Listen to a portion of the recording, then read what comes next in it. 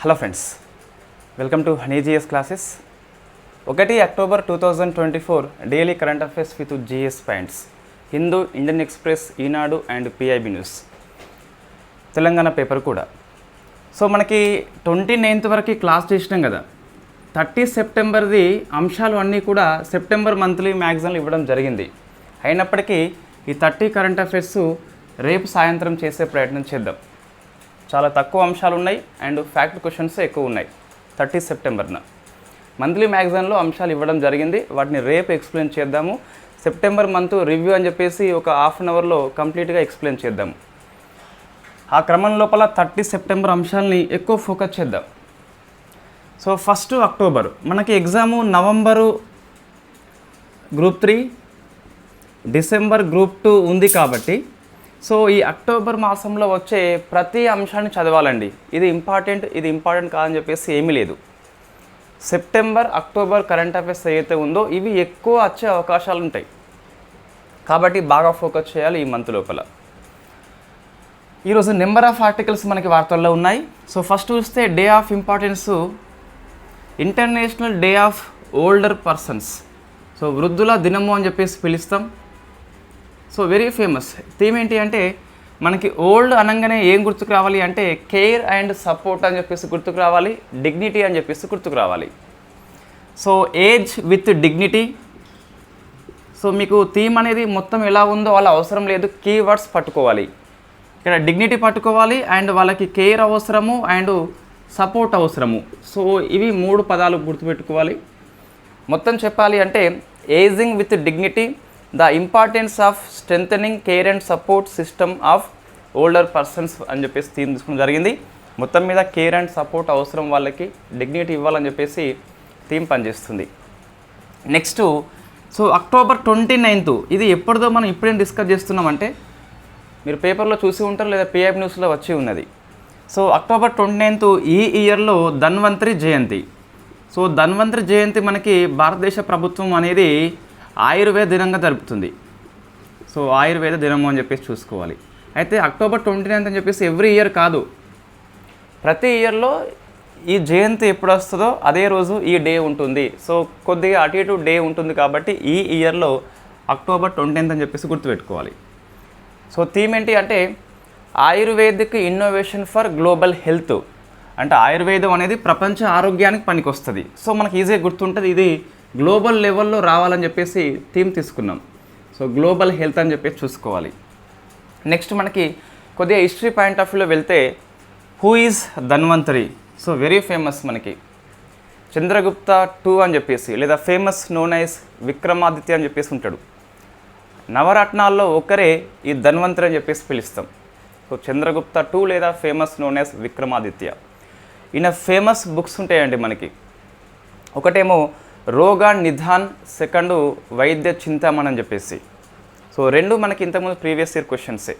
ఏది ధన్వంతరి ఎవరి ఆస్థానంలో ఉన్నాడు అని చెప్పేసి వచ్చింది. ఇంకోటి ఈ వైద్య చింతామణి అని చెప్పేసి ఫేమస్ పుస్తకము. సో మరొక పుస్తకము రోగా నిధాన్. సో రాయాలి ఒకసారి కంపల్సరీ బికాస్ హిస్టరీలో మనకి ఇటువంటి బైహార్ట్ చేయాలి తప్పదు. ఇంకోటి వైద్య చింతామణి అని చెప్పేసి ఉంటుంది. సో 2 ఆర్టికల్స్ అనేవి వెరీ ఫేమస్. అంటే ఈ ఓల్డర్ పర్సన్ డే ఒకటి, ఆయుర్వేద దినం అని చెప్పేసి అక్టోబర్ 29th ఏం కాదు, ఈ ఇయర్లో అక్టోబర్ 29th వచ్చింది కాబట్టి ధన్వంతరి జయంతి మనం జరుపుకుంటున్నాం. సో నెక్స్ట్ పాలిటీ ఆర్టికల్స్ ఏవి లేవండి.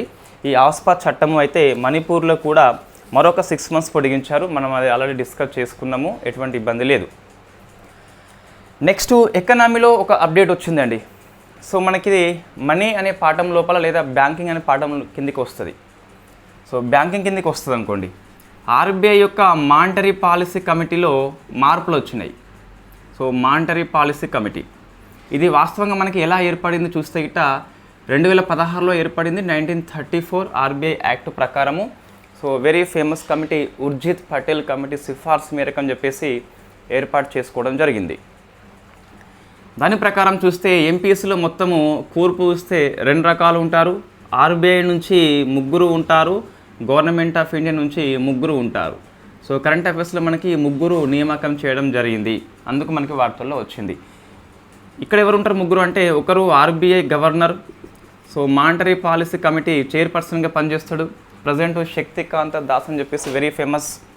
మరొక పర్సనాలిటీ ఆర్బీఐ డిప్యూటీ గవర్నర్, ఈ మానిటరీ పాలసీ కమిటీ యొక్క ఇన్ఛార్జిగా రెస్పాన్సిబిలిటీగా ఉంటాడు. మరొకరు ఆర్బీఐ బోర్డు మెంబర్ అని చెప్పేసి ఉంటుంది. సో వీళ్ళు పదవి రీత్యా ఉంటారు. అటువైపు వస్తే నియామకం పొందుతారు. సో మొత్తం ముగ్గురు ఉంటారు కదా. సో ముగ్గురిని ఎవరు ఎంపిక చేస్తారు? ఫస్ట్ సెలక్షన్ అని చెప్పేసి ఒక కమిటీ ఉంటుంది. సో సెలక్షన్ కమిటీ లేదా ప్యానెల్, ఇందులో మళ్ళీ ముగ్గురు ఉంటారు. ఒకరేమో so RBI governor, Shaktikanta Das అని చెప్పేసి ప్రజెంట్ పనిచేస్తున్నాడు. Second cabinet secretary, present Somanathan very famous.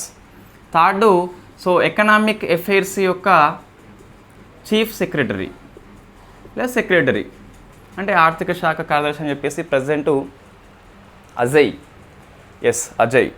ఈ ముగ్గురు కూడా ఎంపిక చేస్తారు, జనరల్గా సిఫార్సు చేస్తారు. తర్వాత ప్రధానమంత్రి ఆఫీస్ ఏదైతే ఉందో సో ఇది సెలక్షన్ని ఫైనల్ చేస్తుంది. ఈ విధంగా చూస్తే మనకి ముగ్గురు ఆ పేర్లు గుర్తుపెట్టుకోవాలి, ఇటీవల నియామకం పొందారు కాబట్టి అక్టోబర్ మాసంలో. కాబట్టి ఒకళ్ళేమో సో ఆర్బీఐలో మనకి ఆర్ వస్తుందండి, సో రామ్ అని చెప్పేసి వస్తుంది. బి అని చెప్పేసి భట్టాచార్య వస్తుంది. మన లింకప్ వేసుకోవాలి, తప్పదు. ఫ్యాక్చువల్ బిట్స్ ఉన్నప్పుడు లింక్ చేసుకోవాలి. ఇంకోటి ఇక్కడ ఐ రాదండి మనకి, ఐ బదులుగా ఎన్ వస్తుంది. ఇన్ఫ్యాక్ట్ నగేష్ కుమార్ అని చెప్పేసి వస్తుంది. సో నగేష్ కుమార్, భట్టాచార్య అని చెప్పేసి, రామ్ సింగ్ అని చెప్పేసి ఉన్నాడు. ముగ్గురిని గవర్నమెంట్ ఆఫ్ ఇండియా 4 ఏళ్ళకి ఎందుకోసం అంటే సో ఈ ముగ్గురు యొక్క పదవీకాలం 4 ఏళ్ళు ఉంటుంది కాబట్టి 4 ఏళ్ళ కోసం అని చెప్పేసి నియామకం చేయడం జరిగింది. సో రామ్ సింగ్, భట్టాచార్య, నగేష్ కుమార్ అని చెప్పేసి గుర్తుపెట్టుకోవాలి. ఎకనామీ మనం అప్డేట్స్ ప్రతిదీ మన సబ్జెక్టు ఏదైతే సిలబస్ ఉందో సిలబస్లో వచ్చే ప్రతి అప్డేట్ని మనం ఇస్తున్నాము. స్పెషల్ క్లాస్ ఎకనామీ చేయలేదు కానీ సో ఎవ్రీ అప్డేట్స్ మనం కవర్ చేస్తున్నామండి.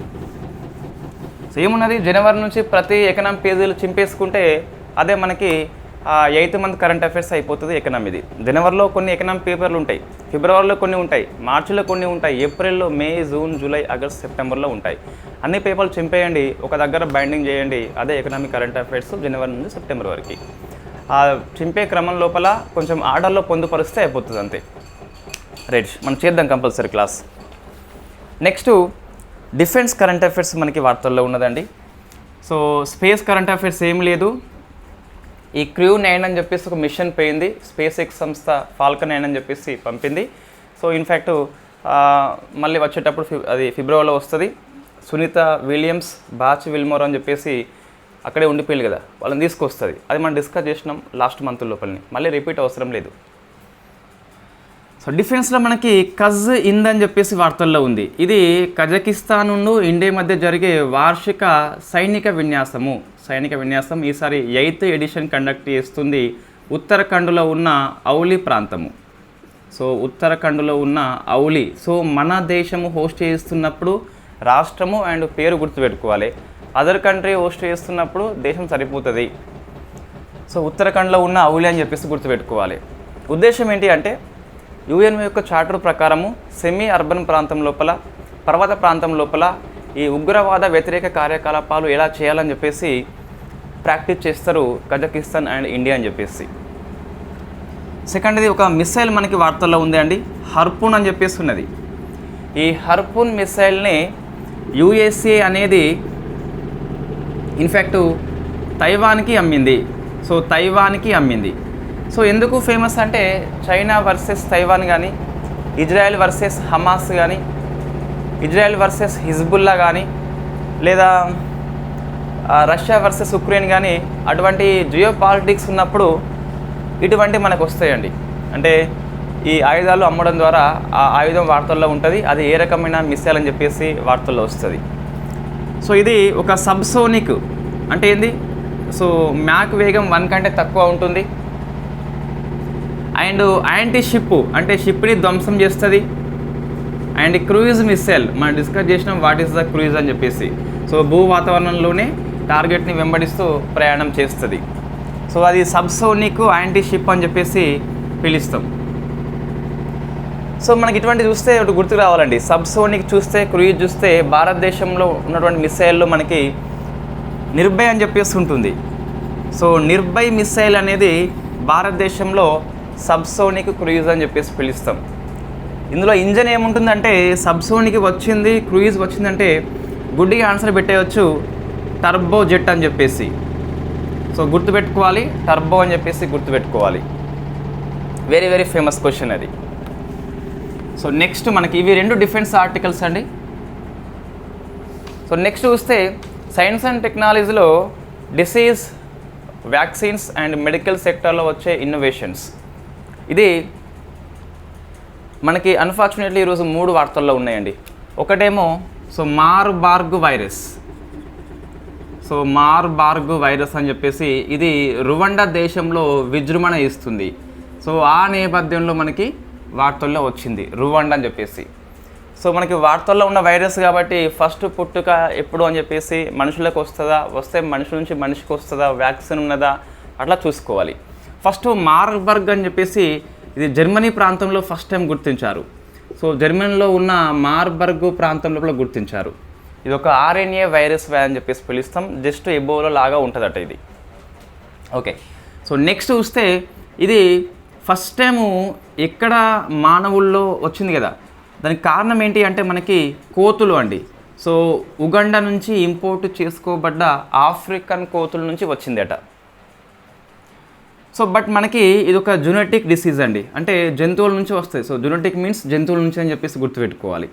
జనరల్గా ఇది ఫస్ట్ టైం వచ్చింది కోతుల నుంచి, అయితే ఎక్కువ సార్లు వచ్చేది మనకి సో ఆఫ్రికన్ ఫ్రూట్ బ్యాట్ అండి. సో పండ్ల గబ్బిల నుంచి వస్తుంది, సహజ రిజర్వేర్గా పనిచేస్తుంది పండ్ల గబ్బిలం అని చెప్పేసి. That is called fruit bat. Generally fruit bat first time వచ్చింది మాత్రం మనకి ఉగండా నుంచి దిగుమతి చేసుకున్న కోతులు అని చెప్పేసి గుర్తుపెట్టుకోవాలి. ఆ కోతి కూడా ఆఫ్రికా కోతి, మన కోతి కాదు, రైట్. ఇది జెనెటిక్ డిసీజ్ వై బికాస్ జంతువుల నుంచి వస్తుంది కాబట్టి. అంటే జంతువుల నుంచి వస్తుంది అంటే ఈ ఫస్ట్ ఆ ఫ్రూట్ బ్యాట్ అనేది ఇన్ఫెక్ట్ అయి ఉండాలి. ఇన్ఫెక్టెడ్ ఎనిమల్ నుంచి మాత్రమే వస్తుంది. వచ్చినాక హ్యూమన్ టు హ్యూమన్ పాసిబుల్ అంటే ఎస్ 100% కంగ్రాచులేషన్స్ పాసిబిలిటీ ఉంటుంది. అంటే ఎక్కువగా రక్తం ద్వారా కానీ మన శరీరంలో ఉన్న ఏ ద్రవం అయితే ఆ ద్రవం ద్వారా వస్తుందట. మరి వ్యాక్సిన్స్ ఉన్నాయంటే so there is no vaccines for Marburg virus. There is no specific treatment. అంటే మార్బర్గ్ వైరస్కి అని చెప్పేసి ఈ మందు అని చెప్పేసి ఏమీ లేదు. నీకు సిమ్టమాటిక్ ట్రీట్మెంట్ ఉంటుంది. అంటే నీకు ఏ సిమ్టమ్స్ కనిపిస్తాయో ఆ సిమ్టమ్స్కి అది ఇస్తారు అన్నట్టు. సో ఇది మార్బర్గ్ వైరస్ గురించి. నెక్స్ట్ చూస్తే ఇది వస్తే హెమరేజిక్ జ్వరం అని చెప్పేసి పిలుస్తాం. బ్లీడింగ్ ఎక్కువ అవుతుందట. సో రక్తస్రావ జ్వరం అని చెప్పేసి పిలుస్తాం. నెక్స్ట్ మనకి వార్తల్లో ఉంది సైన్స్ అండ్ టెక్నాలజీ లోపల సార్కో అని చెప్పేసి. ఇది ఒక డివైస్ అండి. జనరల్ మనకు తెలుసు ఆల్రెడీ ఒకసారి యూథనేషియా అని చెప్పేసి ఉంటుంది. సో మనం డిస్కస్ చేసిన పాలిటీలో ఆర్టికల్ నెంబర్ 21 దగ్గర. సో యూథనేషియా అంటే జనరల్గా మనము మెడికల్లో 2 రకాలు ఉంటాయి, యాక్టివ్ ఉంటుంది, ప్యాసివ్ ఉంటుంది. యాక్టివ్ అంటే ఒక మెడిసిన్ ఇచ్చి చంపేయడము, ప్యాసివ్ అంటే అందాల్సిన వైద్యము అందకుండా ఉంచి చంపేయడము. ఈ డాక్టర్స్ చేస్తారండి. There is no need to specialization. అంటే మనము ఇక్కడ డాక్టర్సే చేస్తారు. ఎస్ నీడ్ స్పెషలైజేషన్, మనం చేయరాదు. ఇంకోటి ఇది ఇట్లా కాకుండా మనకు మనమే చంపుకునే కొన్ని పరికరాలు తయారు చేస్తారు. సౌకర్యం కూడా మనకి ప్రపంచంలో కొన్ని పరికరాలు ఉన్నాయి. సో అందులో ఒకటి సార్కో అని చెప్పేసి ఉన్నది. అంటే ఏంటిది, ఇది అసిస్టెడ్ డయింగ్ అని చెప్పేసి పిలుస్తాం.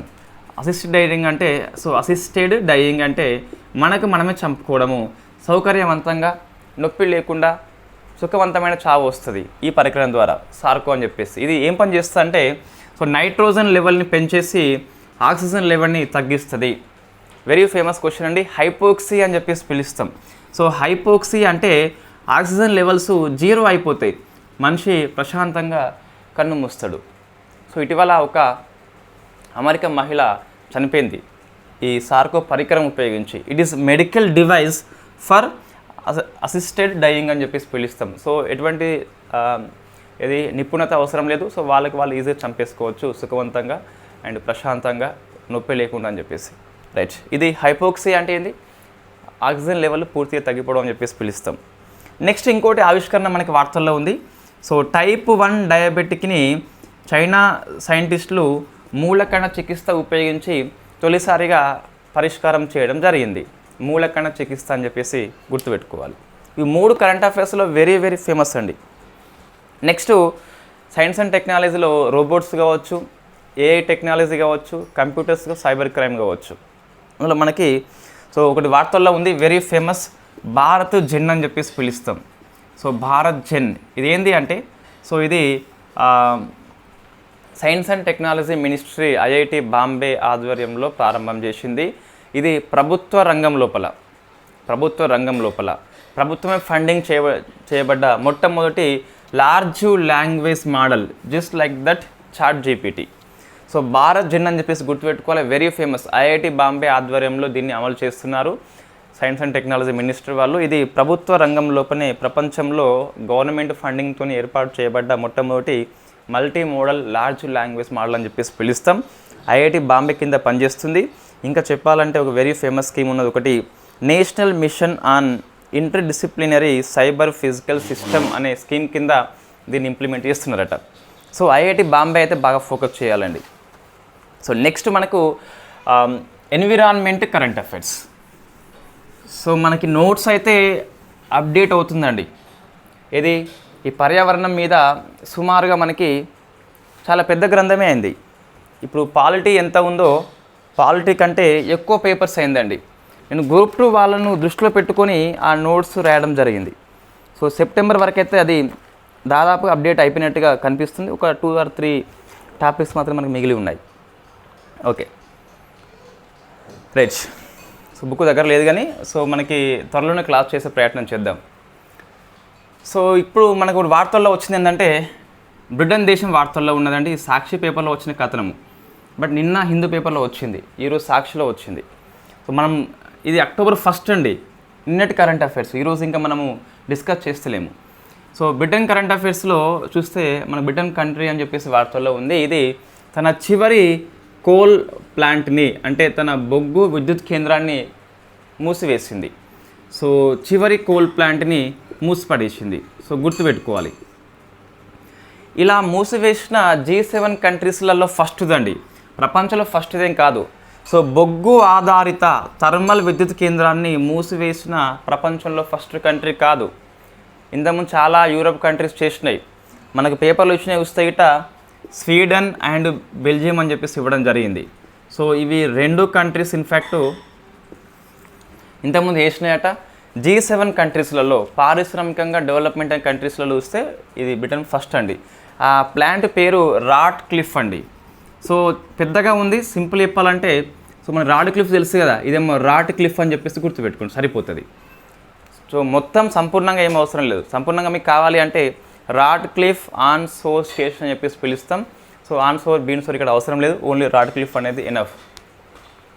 ఇది last coal power plant in Britain దేశము. సో ప్రపంచంలో ఉన్న 7 అతిపెద్ద ఆర్థిక వ్యవస్థ ఇండస్ట్రియల్ డెవలప్మెంట్ కంట్రీస్ ఏవైతే G7 కంట్రీస్ ఉన్నాయో ఆ G7 కంట్రీస్ లోపల కోల్ పవర్ ప్లాంట్ని మూసివేసిన తొలి కంట్రీ అని చెప్పేసి గుర్తుపెట్టుకోవాలి. ప్రపంచంలో ఫస్ట్ టైం కాదు, there is a Sweden and Belgium అని చెప్పేసి పిలుస్తాం. వాస్తవం మనకి 2 చూస్తే మనకు గుర్తుకు రావాలండి. ఏం గుర్తుకు రావాలి అంటే, సో 2 చూస్తే నాటో గుర్తుకు రావాలి కంపల్సరీ. వై? బికాస్ నాటో మనకి 1949లో వాషింగ్టన్ ఒప్పందం ద్వారా ఏర్పాటు చేసుకున్నాము. బెల్జియంలో ఉన్న బ్రసెల్స్లో హెడ్ క్వార్టర్ ఉన్నది. ఇటీవల 32వ సభ్య దేశంగా స్వీడన్ కంట్రీ సెలెక్ట్ అయింది. సో ఇవి 2 చూస్తే అట్లా మనకి కంపల్సరీ గుర్తు కావాలి. ఇట్లా మనం లింక్ అప్ చేసుకున్నప్పుడు ఏమవుతుందంటే, సో ఇక్కడ బ్రిటన్ అనేది కోల్ పవర్ ప్లాంట్ మూసివేసింది కదా, మరొక 2 కంట్రీస్ అని చెప్పేసి ఇట్లా గుర్తుకు వస్తుంది. సో మనం ఇంతకుముందు ఇట్లా బాగా కరెంట్ అఫైర్స్ చేసేది, అంటే ఏది అంతకుముందు కరెంట్ అఫైర్స్ రివిజన్ చేసేది, ఎంత జిఎస్ పాయింట్స్ అంత జిఎస్ పాయింట్స్ చేసి ఇంతకుముందు మనకు కొన్ని రోజులు సో ఆపేసినాం. వాస్తవంగా ఈ బోర్డ్స్ అక్క మంచిగా లేకుండా ఇప్పటికి కూడా పూర్తిగా లేదు. ఇప్పటి నుంచి మనం బోర్డు మీద చేద్దాం. వై? బికాస్ ఇక్కడ ఎఫెక్టివ్గా ఉంటుంది, నాకైతే చాలా ఈజీగా ఉంటుంది. మీకు అట్లా యాప్లో ఈజీగా ఉంటే సో ఇన్ఫ్యాక్ట్ నాకు అది చాలా ఇబ్బంది అనిపిస్తుంది. ఆ కళ్ళ మూట కనిపించే చదవాలి. ఇక్కడ మనకు ఎంత అయితే అంత చెప్పుకోవచ్చు. సో మన యాప్లో ఉన్నట్లయితే ఈ 2 పాయింట్స్ మిస్ అయ్యాయి కంపల్సరీ. నెక్స్ట్ జాగ్రఫీ అండి. సో జాగ్రఫీ మనకి 2 ఆర్టికల్స్ ఉన్నాయి, అందులో ఒకటైతే వెరీ ఫేమస్ అండి. ఫస్ట్ చూస్తే సో ట్రామ్ సర్వీస్ని, సో అంటే ఇది హార్స్ అండి, అంటే గుర్రం ఒక బండి లాగుతుంది, ఒక రైలు పెట్టెలాగా ఉంటుంది. ప్రజెంట్ మనకి ట్రామ్ సర్వీసెస్ ఉన్నాయి, ఎలక్ట్రిక్ వెహికల్స్ బేస్లో ఉన్నాయి. బట్ మన గుర్రం లాగే ట్రామ్ సర్వీస్ అనేది ఇండియాలో కోల్కత్తాలో మాత్రమే ఉన్నది. సో ఆ కోలకత్తాలో ఉన్న ట్రామ్ సర్వీస్ని వెస్ట్ బెంగాల్ ప్రభుత్వము క్లోజ్ చేసి పడేసింది. సో దీంతో ఇంకా గుర్రము ఆధారిత ట్రామ్ సర్వీసెస్ భారతదేశంలో లేవని చెప్పేసి చెప్పొచ్చు. దీన్ని 1873లో కోలకత్తా లోపల ఫస్ట్ టైం బ్రిటిష్ ప్రభుత్వం స్టార్ట్ చేస్తుంది. అంటే సుమారుగా 151 ఇయర్స్ తర్వాత కోలకత్తాలో ఉన్నటువంటి వెస్ట్ బెంగాల్ ప్రభుత్వం అయితే ఈ ట్రామ్ సర్వీసెస్ని రద్దు చేయడం జరిగింది. అంటే మనకు గుర్రం ఆధారిత ట్రామ్ సర్వీసెస్ పూర్తిగా రద్దు చేయడం జరిగింది. సో ఇది వెరీ ఫేమస్ అండి. అంటే మన ప్రశ్న వస్తుంది, కోలకత్తా అని చెప్పేసి ప్లేస్ గుర్తుపెట్టుకోవాలి. సో అప్పుడు కలకత్తా అని చెప్పేసి పిలిచినాం CAL, ఇప్పుడు కోలకత్తా అని చెప్పేసి పిలుస్తున్నాం KOL, రైట్. నెక్స్ట్ ఒక అగ్నిపర్వతం వార్తల్లో ఉంది మౌంట్ ఎరెబస్ లేదా సో ఇది అంటార్కిటికా లోపల ఉన్నటువంటి రెండవ అతిపెద్ద అగ్నిపర్వతము. ఎందుకు వార్తల్లో ఉంది అంటే ఈ ఎరెబస్ అనేది ఇన్ఫ్యాక్ట్ ఇది రోజుకు 80 గ్రాముల గోల్డ్ని బయటకి చిమ్ముతుందట. సో ఇది అంతకుముందు మనకి ఏప్రిల్ లేదా మేలో కూడా కరెంట్ అఫైర్స్లో వచ్చింది, మరొకసారి వార్తల్లో వచ్చింది. సో ఇది 80 గ్రాముల గోల్డ్ కాబట్టి మనం బాగా గుర్తుపెట్టుకోవాలి. ఇంకా అక్కడైతే నాకు తెలిసి మహిళల చుట్టుపక్కల భూమి కూడా ఉంటారు ఎక్కువ మంది. సో ఇది అగ్నిపర్వతం అండి. దాంతోపాటు లావా బయటకు వస్తాయి, లావా వచ్చి పడితే గిట్ట అక్కడ ఎవరు మిగిలరు. సో నెక్స్ట్ మనకి డిజాస్టర్ మేనేజ్మెంట్ కింద హెలెన్ తుఫాన్ అని చెప్పేసి వార్తల్లో ఉంది. ఈ సైక్లోనే, బట్ మనము హెలెన్ అని చెప్పేసి దీన్ని హరికేన్గా పిలుస్తున్నాం. సో ఎందుకు హరికేన్ అంటే మనకి ఇన్ఫ్యాక్ట్ ఈ కరేబియన్ దీవులలో కానీ లేకుంటే అమెరికా దగ్గర మనకి హరికేన్స్ వస్తాయి. మన దగ్గర టైఫూన్స్, సైక్లోన్స్ ఎలా వస్తాయో అదేవిధంగా అక్కడ హరికేన్స్ వస్తాయి. ఇన్ఫ్యాక్ట్ అది ఏ సముద్రం మీద తుఫాన్ ఏర్పడింది అని దాన్ని బట్టి మన డిఫరెంట్ పేర్లు ఉంటాయి కదా, మనం డిస్కస్ చేసినాం చాలాసార్లు. ఈ హరికేన్ చూస్తే ముఖ్యంగా అట్లాంటిక్ సముద్రం కావచ్చు లేదా తూర్పు పసిఫిక్ కావచ్చు. సో ఆ ప్రాంతంలో వీస్తాన్ని హరికేన్గా పిలుస్తాం మనం. ఇటీవల మన T20 world cup Windies host చేస్తుంది కదా, అప్పుడు ఇన్ఫ్యాక్ట్ మనం ఫైనల్ గెలిచినాక అక్కడే ఉండిపోయినామండి. అప్పుడు హరికేన్ వస్తుంది, దాని పేరు బెరెల్. ఎస్, సో బెక్వెరెల్ కాదు, ఆయనే ఫిజిక్స్ సైంటిస్టు. సో బెరెల్ అని చెప్పేసి తుఫాను, హరికేన్ కారణంగా మనం కొన్ని రోజులు అక్కడే ఉండిపోయినాం. తర్వాత వచ్చినాం మన రోహిత్ శర్మ, కోహ్లీ లాంటి వాళ్ళు. సో నెక్స్ట్ అట్లాంటిక్ అని చెప్పేసి గుర్తుపెట్టుకోవాలి. నెక్స్ట్ ఆర్ట్ అండ్ కల్చర్లో యునెస్కో మనకి ఒక ఇన్స్టిట్యూషన్ని గుర్తించిందండి. సో ఇంటంజిబుల్ కల్చరల్ హెరిటేజ్ అని చెప్పేసి ఉంటుంది. ఇది యునెస్కో అనేది గుర్తిస్తుంది కదా. సో దీనికి కొన్ని NGO సంస్థలు సహాయం చేయాలని చెప్పేసి గుర్తింపునిస్తుంది. చెప్పేది భారతదేశం లోపల ఇంటంజిబుల్ కల్చరల్ హెరిటేజ్గా 15 ఉన్నాయి. 15వది 2023లో గర్బా అని చెప్పేసి, సో గర్బా డ్యాన్స్ అని చెప్పేసి పిలుస్తాం కదా, గుజరాత్లో వెరీ ఫేమస్, నవరాత్రులకి కండక్ట్ చేస్తారు. 14ది 2021లో ఇన్ఫ్యాక్ట్ కలకత్తా దుర్గామాత అని చెప్పేసి ఉన్నది కదా. ఇవేమో ఇంటంజిబుల్ కల్చరల్ హెరిటేజ్. ఇటువంటి వాటికి సహాయం చేయాలని చెప్పేసి సలహా సంస్థలుగా కొన్ని NGOలను గుర్తిస్తుంది. సో అటువంటి NGO కర్ణాటకలో ఉన్న యక్షగాన మండలి అని చెప్పేసి ఉన్నది. సో యక్షగాన మండలికి గుర్తింపు వచ్చింది. సో యక్షగాన ఇన్స్టిట్యూషన్లో ఇది ఫస్ట్దండి. సో ఒక NGO సంస్థ ఇది. చెప్పేది ప్రపంచంలో ఫస్ట్ది ఇది. ఎట్లా యక్షగాన మండలికి ఇంటంజిబుల్ కల్చరల్ హెరిటేజ్ అడ్వైజ్ మండలిగా రావడం వెరీ ఫస్ట్ టైం అండి. ఇది కర్ణాటకలో వెరీ ఫేమస్. పేరు చూస్తే మహాగణపతి యక్షగాన మండలి. సో దీన్ని కెరెమెనే అని చెప్పేసి పిలుస్తామట. పూర్తి పేరు చెప్పాలంటే సో కెరెమెనే ఇడగుంజి. సో ఈడగుంజి మహాగణపతి యక్షగాన మండలం అని చెప్పేసి దీన్ని 1934లో శివరామ హెగ్డే అని చెప్పి స్థాపించాడు. సో పూజా హెగ్డే కాదు, శివరామ హెగ్డే అని చెప్పేసి. సో మనం ఎలా గుర్తుపెట్టుకోవాలంటే, సో పూజా హెగ్డే శివుని పూజించుకుంటా నాట్యం ఆడింది యక్షగానం అని చెప్పేసి అట్లా గుర్తుపెట్టుకోవచ్చు. మొత్తం మీద యునెస్కో యొక్క ఇంటంజిబుల్ కల్చరల్ హెరిటేజ్ యొక్క NGO సంస్థగా మన NGO సంస్థ ఉన్నటువంటి యక్షగాన మండలి సెలెక్ట్ అయింది. యక్షగాన మండలి లోపల ఇదే ఫస్ట్ అని చెప్పేసి గుర్తుపెట్టుకోవచ్చు. సో ఇది మనకు యాడ్ చేసుకోవాలండి. Next NATO. సో నాటో మనకి వార్తల్లో ఉంది. నార్త్ అట్లాంటిక్ ట్రీటీ ఆర్గనైజ్ సంస్థ. సో వెరీ ఫేమస్ అది. ఈ రష్యా వర్సెస్ ఉక్రెయిన్ వారి నేపథ్యం లోపల మనకి ఎప్పుడు వార్తల్లో ఉంటుంది. సో తన యొక్క నూతన ల్యాండ్ కమాండ్ని, అంటే భూమి కేంద్రంగా పనిచేసే కమాండ్ని సో మనకి ఫిన్లాండ్ దగ్గరలో ఏర్పాటు చేసింది. సో దాని పేరు మిక్కేలి అని చెప్పేసి ఉన్నది. సో ప్లేసెస్ ఇన్ న్యూస్ కింద కూడా వస్తుంది. సో మిక్కేలి అంటే ఫిన్లాండ్లో ఉంటుంది. సో రష్యా బార్డర్లో ఉంటుందండి. నాటో యొక్క నూతన ల్యాండ్ కమాండ్, సో భూ కమాండ్ యొక్క స్థావరాన్ని ఫిన్లాండ్ దేశంలో ఉన్న మిక్కెలి అనే ప్రాంతం లోపల ఏర్పాటు చేసింది. రష్యా సరిహద్దులో ఉంటుంది కాబట్టి మళ్ళీ మనకి జియో పాలిటిక్స్ కిందకే వస్తుంది. సో నాటో మనం డిస్కస్ చేసినాం కదా. నాటో నూతన చైర్పర్సన్గా ఇటీవల మార్క్ రూట్ అని చెప్పేసి ఎన్నికైండు. సో డైరెక్టర్ జనరల్ అని చెప్పేసి పిలుస్తాం. సో మార్క్ రూటే ఈయన నెదర్లాండ్ యొక్క మాజీ ప్రధానమంత్రి. సో మార్క్ రూటే అని చెప్పేసి పిలుస్తాం, very famous personality. Next government policy మనకు సుమారుగా 1, 2, 6, 7 మొత్తం 7 పథకాల వార్తల్లో ఉన్నాయండి. సో అన్నీ పిఐబి న్యూసే కాబట్టి జస్ట్ కీవర్డ్ గుర్తుపెట్టుకోవాలి. ఫస్ట్ది Jal high Amrit. So Amrit, not Amrit. So Amrit అని చెప్పేసి ఇది రేటింగ్ ఇస్తుందండి మనకి. అమృత్ 2.0 అని చెప్పేసి వెరీ ఫేమస్ స్కీమ్. సో ఇది ఏంటంటే పట్టణ ప్రాంతాల పరివర్తన కోసం అని చెప్పేసి పనిచేస్తుంది అమృత్ 2.0. ఈ 2.0 కింద పట్టణ ప్రాంతం లోపల సీవేజ్ ట్రీట్మెంట్ ప్లాంట్ అంటే మురుగు నీటిని శుద్ధి చేసే యంత్రాలు అని చెప్పేసి పిలుస్తాం. ఈ ఎస్టీపీ యంత్రాల ఆధారంగా ప్రతి నగరానికి ర్యాంకింగ్ ఇస్తామట. సో 3 to 5 స్టార్స్ ఇస్తామట. అప్పుడు ఈ జల్ హీ అమృత్ అంటే నగరాల్లో ఉన్నటువంటి సీవేజ్ ట్రీట్మెంట్ ప్లాంట్ ఆధారంగా నగరాలకి రేటింగ్ ఇస్తాం, 3 to 5 స్టార్స్ ఇస్తాం. సో స్టార్స్ ఇచ్చినప్పుడు ఈ వ్యాలిడిటీ వచ్చేసి 6 months పాటు అమల్లో ఉంటుందట. సో ఇది ఒక రేటింగ్ స్కీమ్ అని చెప్పేసి గుర్తుపెట్టుకోవాలి. అమృత్ 2.0 కింద ఇది అమృత్ అని చెప్పేసి ఇది అమృత్ అని చెప్పేసి గుర్తుపెట్టుకోవాలి. సో ఇది అంటే అర్బన్ ట్రాన్స్ఫర్మేషన్ కోసం అని చెప్పేసి ఈ అమృత్ 2.0 పనిచేస్తుంది. మొత్తం మీద ఈ వేస్టేజ్ మేనేజ్మెంట్ యొక్క నిర్వహణ కోసం అని చెప్పేసి one of the famous scheme అది. నెక్స్ట్ నమస్తే పథకం వార్తల్లో ఉన్నదండి. సో నమస్తే ఏంటి మనకి, ఇది 2 మినిస్ట్రీస్ కలిపి కండక్ట్ చేస్తాయి. Ministry of social justice plus ministry of housing and urban affairs. పట్టణ ప్రాంతంలో కాబట్టి హౌసింగ్ అండ్ అర్బన్ అఫైర్స్, ఇది వీకర్ సెక్షన్ కోసం పనిచేస్తుంది కాబట్టి సోషల్ జస్టిస్ మినిస్ట్రీ. 2 కలిపి స్కీమ్ ఇంప్లిమెంట్ చేస్తున్నాయి. ఇక ఏం లేదు, ఈ నాలీలు ఉంటాయి కదా మనకు. సో నాలీలు కానీ లేకుంటే మనకు ఈ సెప్టిక్ ట్యాంక్స్ ఉంటాయి కదా, వాటిని క్లీనింగ్ చేస్తాం కదా. ఆ క్లీనింగ్ చేసే ప్రక్రియ లోపల ఎక్కువగా మెకనైజ్ తీసుకురావాలి. మెకనైజ్ అంటే యంత్రీకరణ అవసరం అని చెప్పేసి, యాంత్రీకరణ అవసరం అని చెప్పేసి.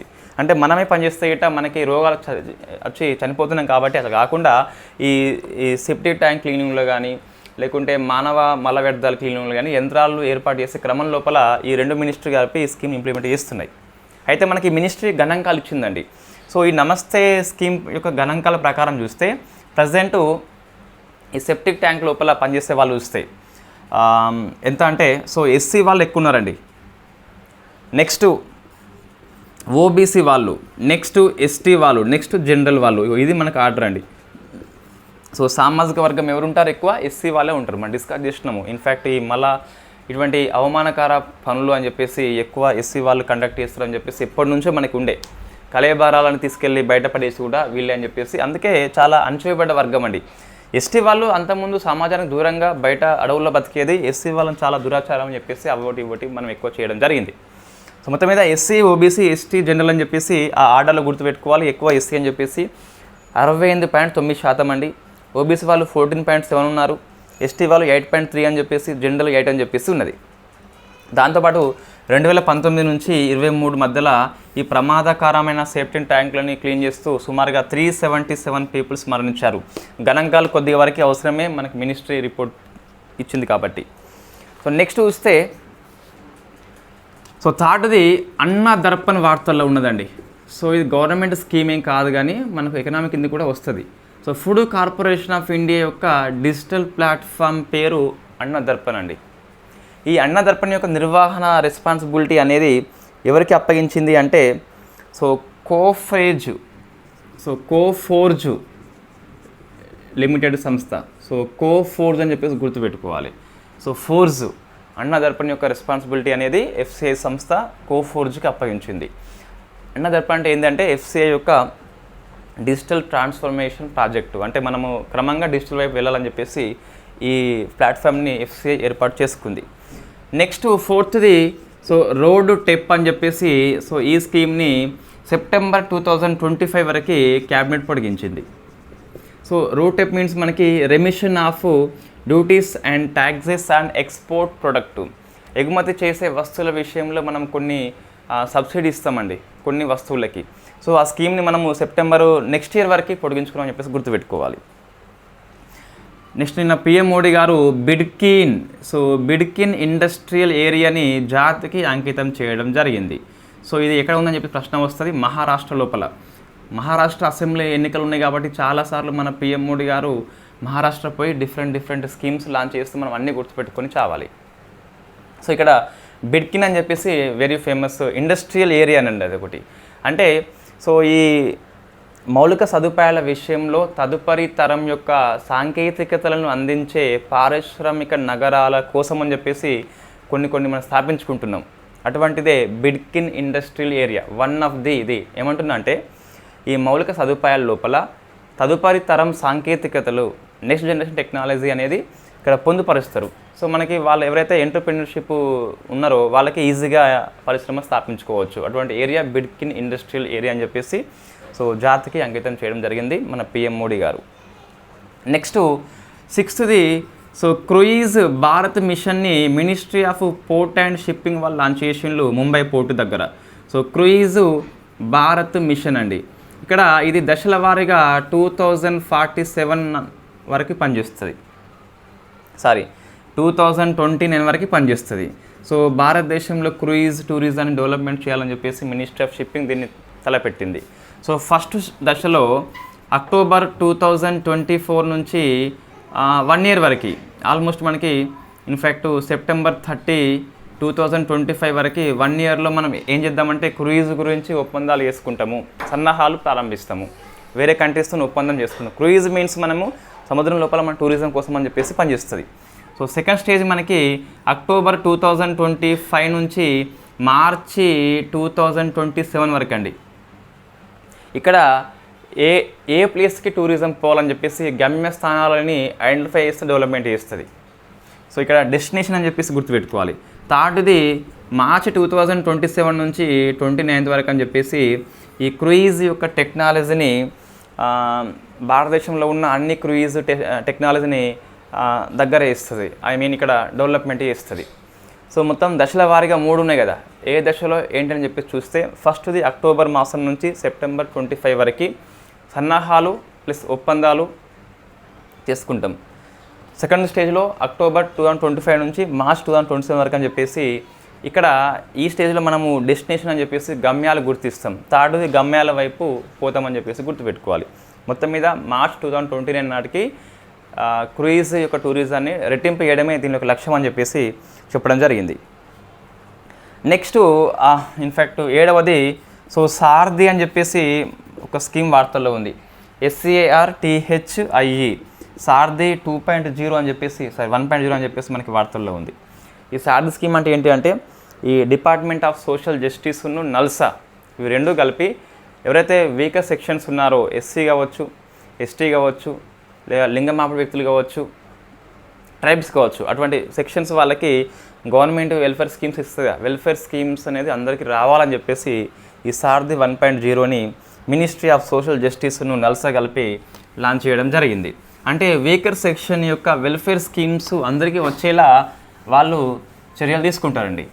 ఇది గవర్నమెంట్ స్కీమ్స్ అన్ని PIB న్యూసే, అన్నీ చదవండి, ఏది మనం వదిలిపెట్టవద్దు. నెక్స్ట్ పౌమాయి అని చెప్పేసి సో పౌమాయి ఇన్ఫ్యాక్ట్ ఒక ట్రైబ్, ఇది మణిపూర్ లోపల ఉంటుంది. వార్తల్లో ఉన్న ట్రైబ్స్ ఇది.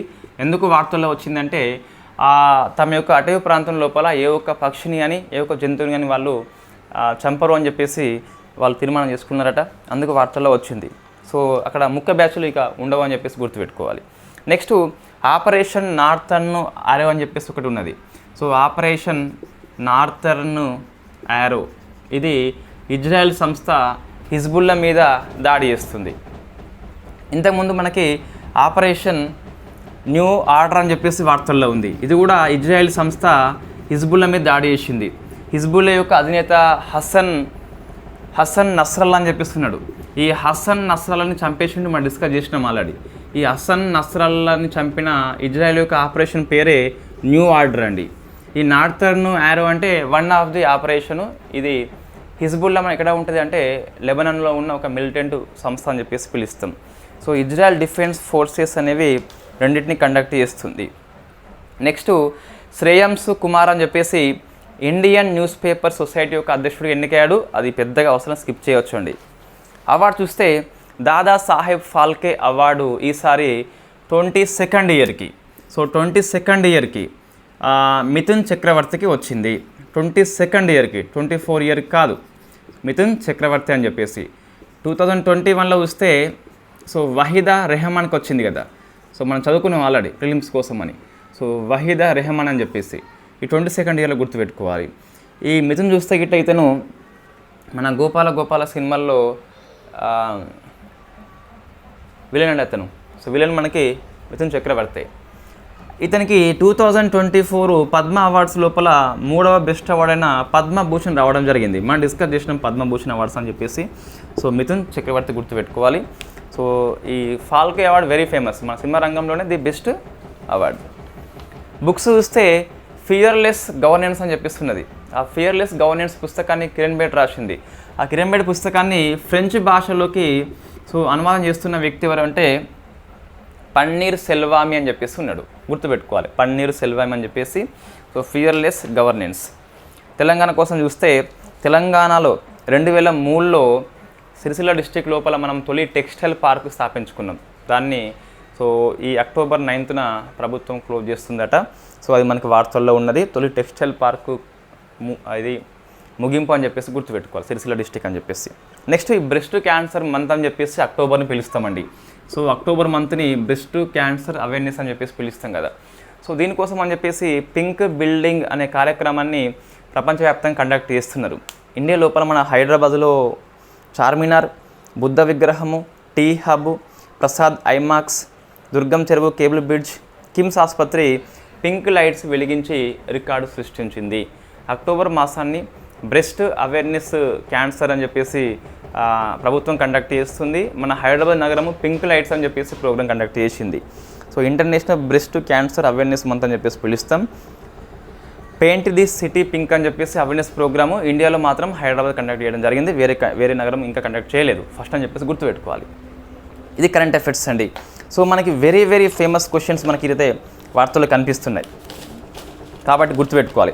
ఎకనామీ మానిటరీ పాలసీ కమిటీ యొక్క 3 సభ్యులు సో రామ్ సింగ్ అని చెప్పేసి, భట్టాచార్య, నగేష్ కుమార్ గుర్తుపెట్టుకోవాలి. Very famous personalities. డిఫెన్స్ చూస్తే కజ్ హింద్ అని చెప్పేసి కజకిస్తాన్ ఇండియా మధ్య జరిగే మిలిటరీ ఎక్సర్సైజు ఉత్తరాఖండ్లో ఉన్న ఔలీ హోస్ట్ చేయడం జరిగింది. హర్పూన్ క్షిపణి అనేది USA తైవాన్ కమ్మింది ఒక సబ్సోనిక్ క్రూయిజ్ మిసైల్ అని చెప్పేసి పిలుస్తాం. నెక్స్ట్ మార్బర్గ్ వైరస్ రువాండా కంట్రీలో విజృంభణ చేస్తుంది. జర్మన్ కంట్రీలో వెరీ ఫస్ట్ టైం మనం గుర్తించామని చెప్పేసి గుర్తుపెట్టుకోవాలి. ఇది జూనోటిక్ వ్యాధి, న్యాచురల్ హోస్ట్గా ఫ్రూట్ బ్యాట్ పనిచేస్తుంది. దెర్ ఈజ్ నో వ్యాక్సిన్ అని చెప్పేసి గుర్తుపెట్టుకోవాలి. సార్కో ఒక మెడికల్ డివైస్, అది తనను తాను చంపుకున్నందుకు ఇది బాగా పనిచేస్తుంది. టైప్ 1 డయాబెటీస్ చికిత్స అని చెప్పేసి మూలకణాల చికిత్స ద్వారా చైనా ఫస్ట్ టైం నయం చేయడం జరిగింది. సో భారత్ జనరేషన్ అని చెప్పేసి ప్రభుత్వ రంగంలో ఫండింగ్ చేయబడ్డ మొట్టమొదటి so multi large language model అని చెప్పేసి IIT బాంబే ఆధ్వర్యంలో పనిచేస్తుంది. Next coal power end in Britain అండి. రాట్ క్లిఫ్ అని చెప్పేసి తన చివరి బొగ్గు కేంద్రాన్ని మూసివేసింది. ప్రపంచంలో ఫస్ట్ కాదు, G7 కంట్రీస్లో అయితే first. Geography. So tram services, గుర్రం లాగుతుంది బండిని, అది కోల్కతాలో ఉంటుంది. సో 1873లో బ్రిటిష్ ప్రభుత్వం స్టార్ట్ చేసింది కదా, అది క్లోజ్ అయిపోయింది 151 years అనంతరము.